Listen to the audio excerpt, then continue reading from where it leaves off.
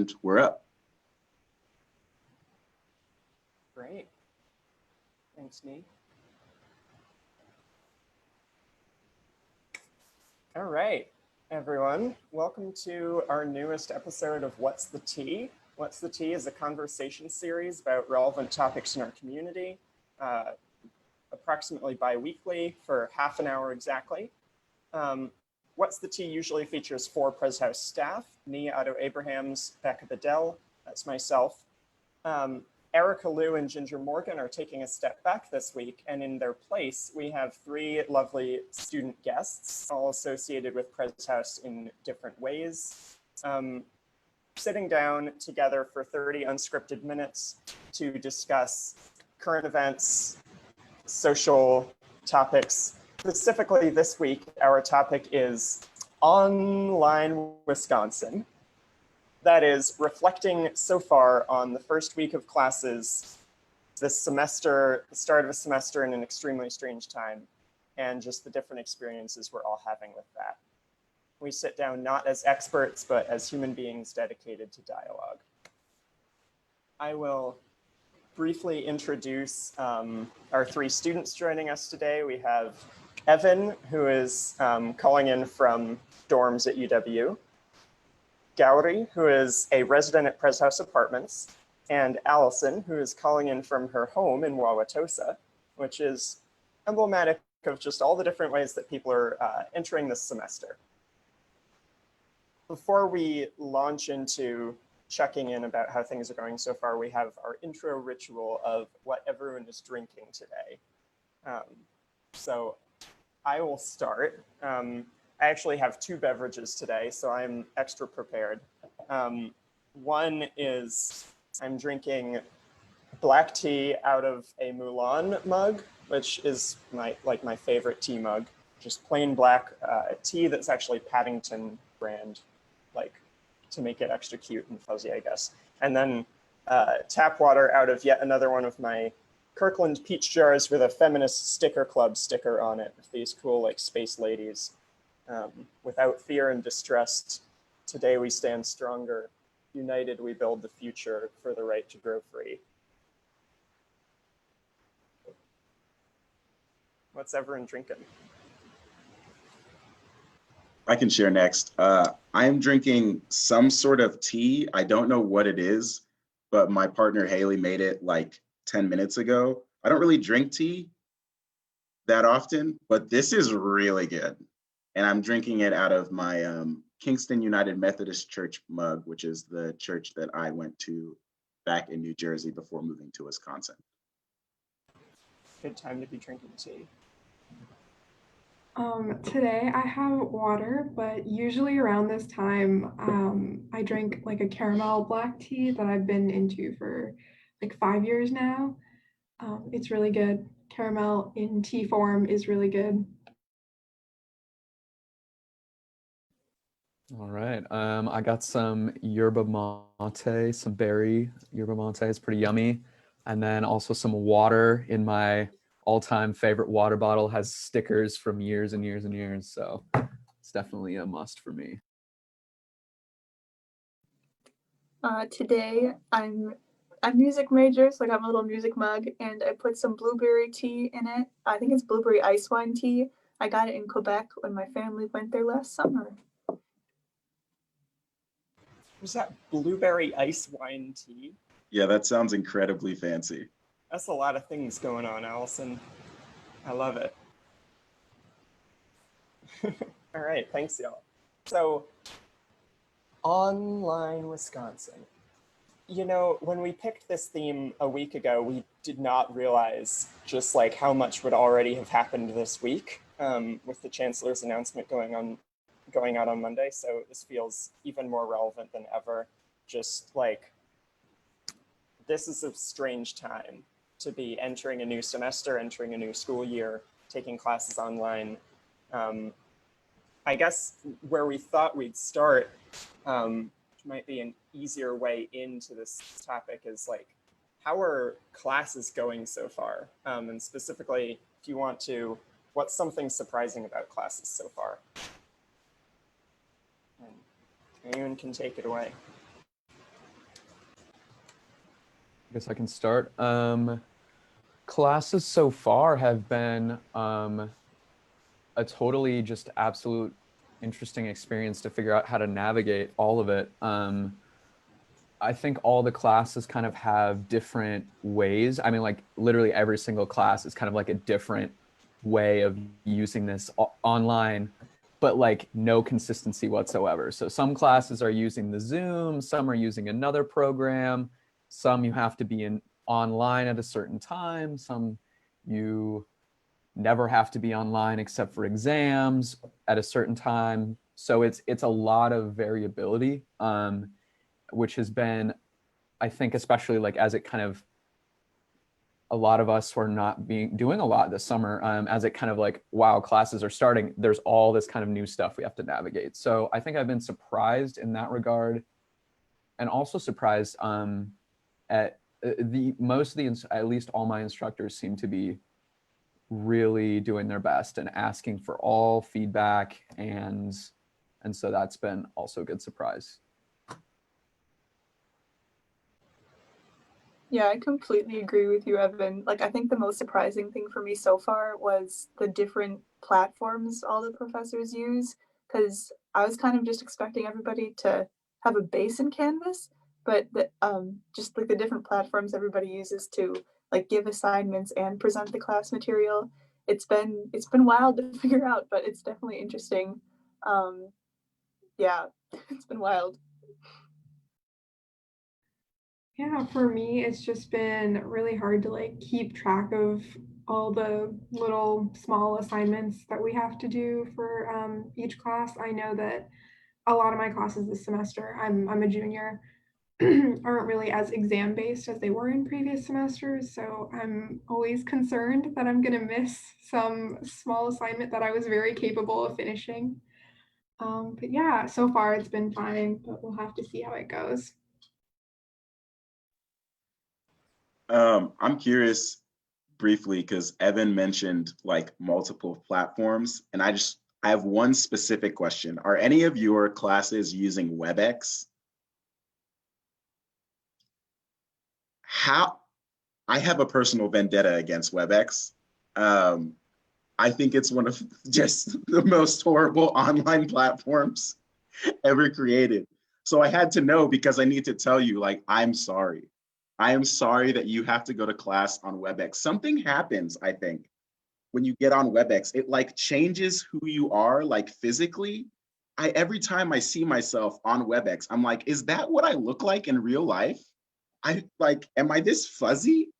This is like not okay. I don't know what it's been like for y'all, but I can't do it. Never use WebEx, and I don't think I ever will after hearing that. Me neither. Like, I have used WebEx. I keep the camera off for a reason. That's a smart choice.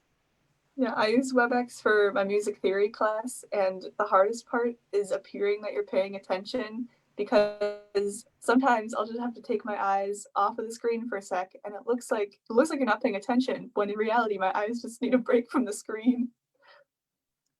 That yes, the platform is like just designed for suffering, and I hate that for y'all. I truly, truly do. man, who knew? What's the T? Bashing WebEx this week. We're gonna. What's the T is gonna get sued. Um, yeah, it's like the Wild West out here. Like, just I was a TA for a couple of years while I was a grad student at UW-Madison, and like just the amount of work that went into planning an in-person like creative writing or composition seminar like once a week, like these teachers and instructors are just like being faced with a superhero's task of like adapting and adapting again and adapting again. Um, and like just to have to stay on your toes that much. I mean, I'm doing it in terms of residential life programs, but that's like, you know, like apples and oranges. Um, yeah, it's good. Like Evan, you said, like your professors are asking for a lot of just feedback and understanding and dialogue, and I feel like that's crucial. Just everyone giving each other a lot of slack right now. I'm curious to hear, so something that we were interested in talking about is like, amidst everything that is stressful and Wild West and designed for suffering, like Nii said, in our lives right now, like, where are you finding that grounding place of safety, of feeling safe, of feeling comfortable, of feeling at home? And that, like, the concept of home might be a core piece of that, since we intentionally picked y'all as calling in from, like, you're handling this semester actually from very different sorts of living spaces. Curious where you're finding that. Yeah, I'm definitely finding that like within my apartment. As you all know, I am currently living at PH. I just have the most wonderful roommates. Two of them are gone right now. They're at home, but it's just been such a good experience. Because I don't know, it's not really a loud space. It's not super crowded in the hallways at all. I definitely expected to be outside more than I am right now because I don't know, I just wanted to be more active on campus, but that's not really possible just with the lack of masks outside. So I've just been in my apartment, in my bedroom, having a good time by myself.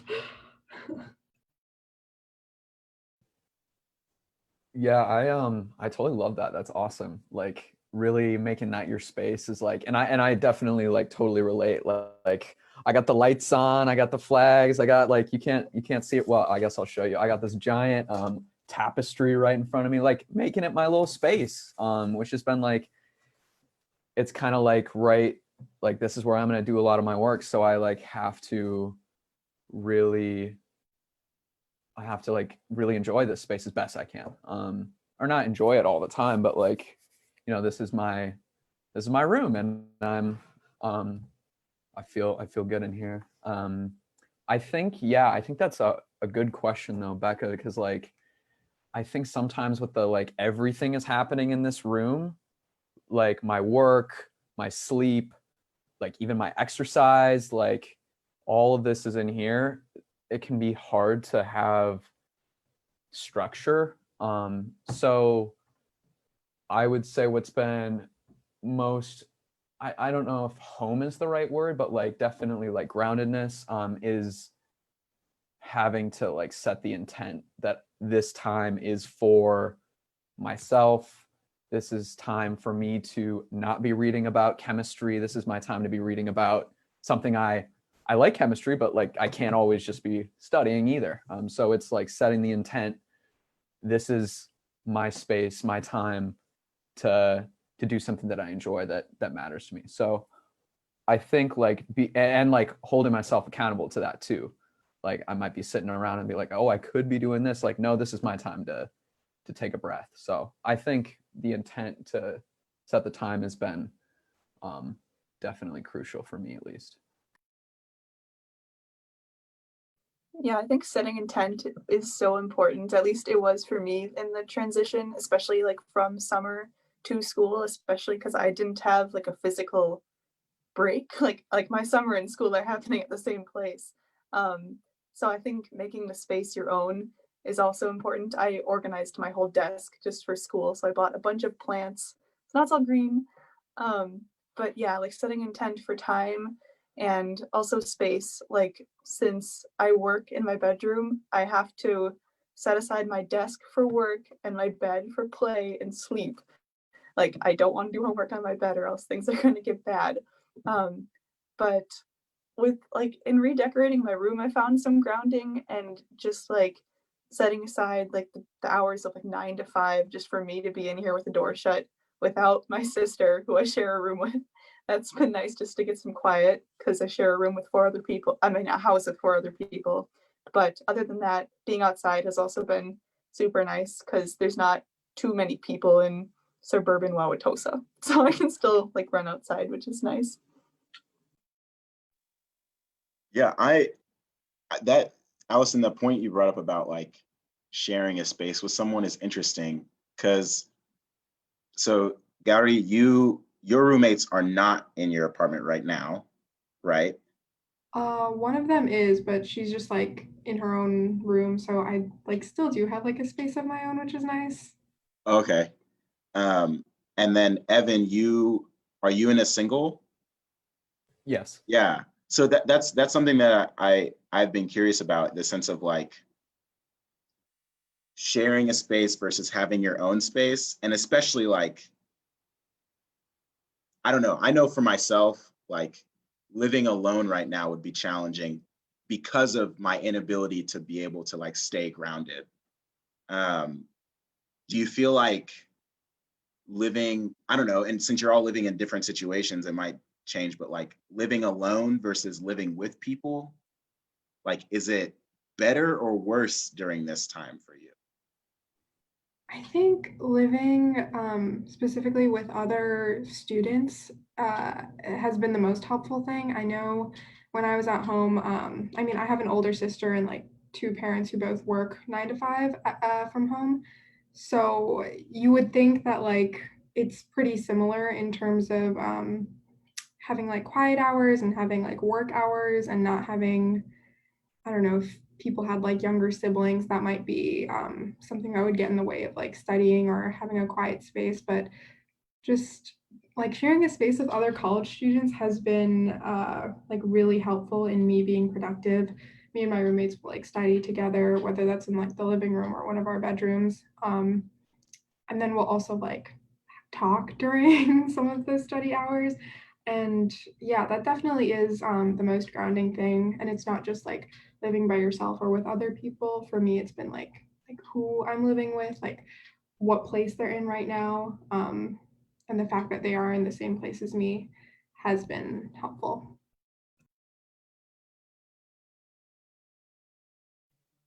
For me, it's kind of been a mix of both depending on the time because I have two younger sisters. My middle sister, Anna, has cerebral palsy. And so she's at about a 9 month cognitive level, but she's still having virtual school as well.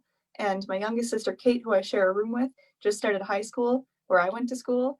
And so these 2 weeks, like just right now, has been harder because I've had to be like the techie expert helping everybody else figure out how Zoom works, um, and just kind of helping my sisters transition. But I think after everything gets settled and everybody kind of creates a schedule, it'll feel more grounded for everybody. I think all of my family is a little up in the air right now, but it'll come with time.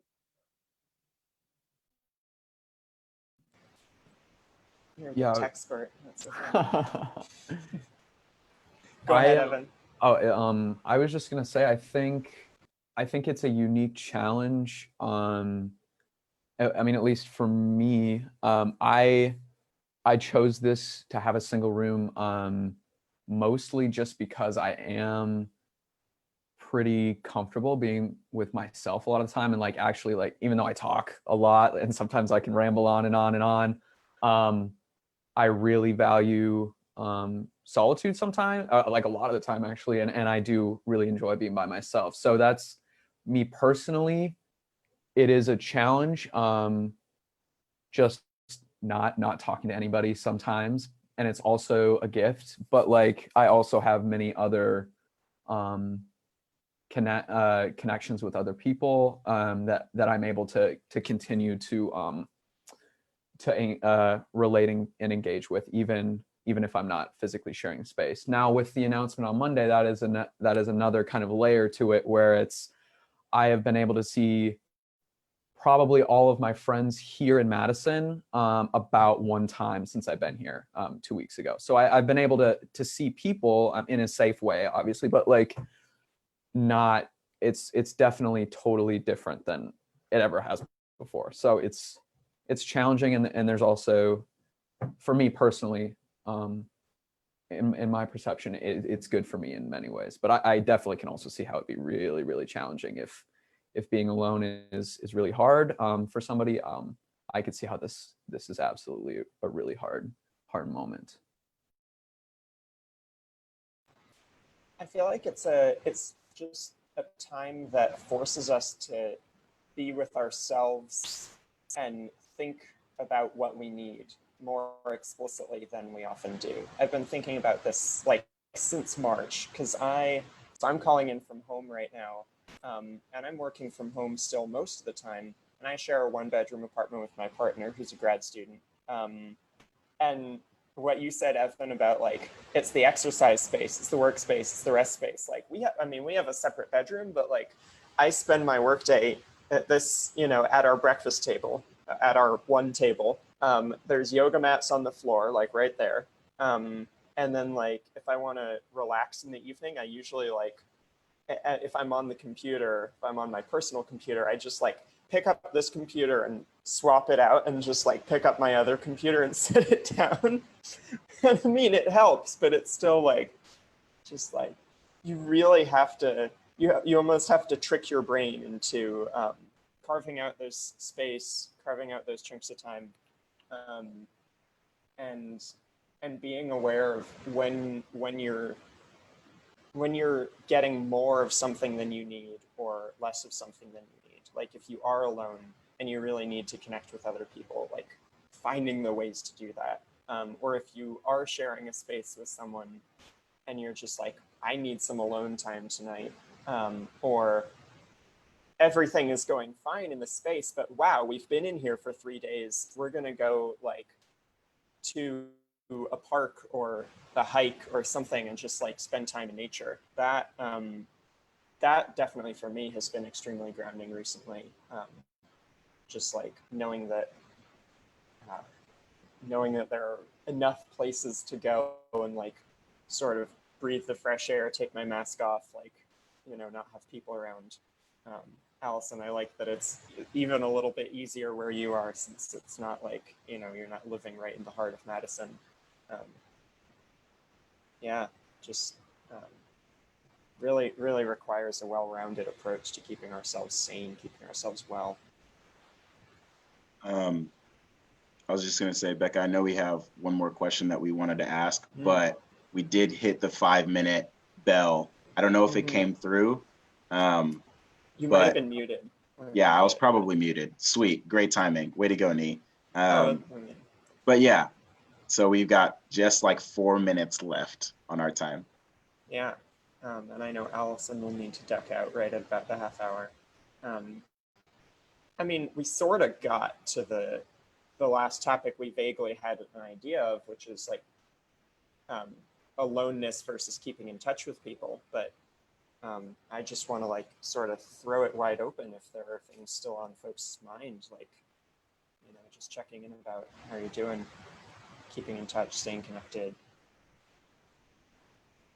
Yeah, I know that for me, the roommate that is living here right now, like she has like an older person who lives with her at home. It's her grandmother, and so it's just really important for everyone in our unit to be paying attention to those rules and to the COVID rules. And it's also important for like all of our friends to be like paying attention to those rules. And I know that, I have this friend who lives like a block away or 2 blocks away. It would be like a 5-minute walk to go see her. But she said like, oh, with everything that's going on, if you want to study together, like just open up FaceTime and we can like share a study space that way. And that has also been really helpful to like just have that like little bit of connection. I know so many people study like a lot better in groups when there is that like level of peer pressure. So if anyone is struggling to study, reach out to your friends over FaceTime or Zoom or something else. Yeah, and kind of not necessarily on the last point you made, but kind of just the following the guidelines, and it's definitely had me re-envision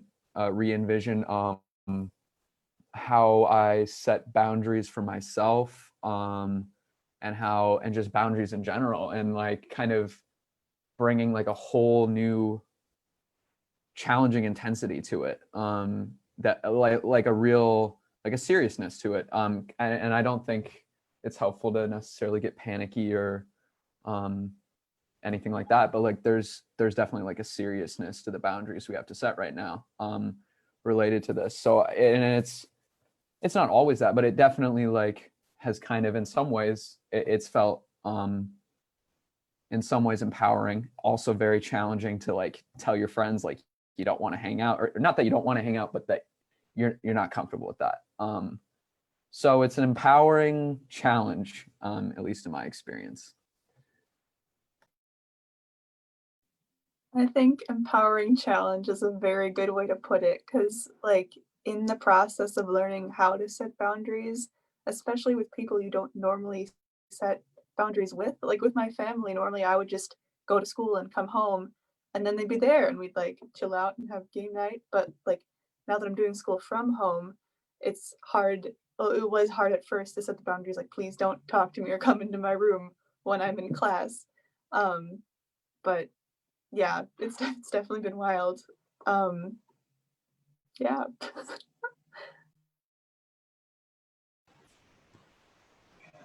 It's just like, I feel like we're learning a lot about ourselves, and I can't help but feel that I'm growing a lot from the process. And I think a lot of us are, and a lot of us will be, even like in ways that we don't realize till much later. Um, and so I guess it's just good to like remember that, to hold everything in stride, to hold all the bittersweets, like Gowdy, you saying a friend who's a block away saying, "Oh, just FaceTime me." Like initially my reaction was like, "Oh, but like also it's good. Like it's good that we have that." Like bittersweet is not like is both things, you know? And we're grappling with so many positives and so many negatives that are just broiling together in this time. Just trying to sit with all of that. Um, empowering challenge of that. Of that. Yeah. Yeah. This was thoroughly like not as much of a downer of a conversation as it could have been. And like I love that from y'all. Like I love hearing about just your reflections on where we're at and where you're at. Thanks for inviting us. I appreciate it. Yeah, Thank you so much. Yeah. We're headed into a close, I guess. It's right about the half hour. So thanks for anyone tuning in and anyone watching after the fact on social media. We'll be back probably in about another 2 weeks with a What's the Tea. The thing about What's the Tea is we're keeping it flexible for topics because you know how the world is right now. 2 weeks from now, it'll be a whole nother thing that's relevant. So stay tuned, and we'll be back maybe with some more great faces next time.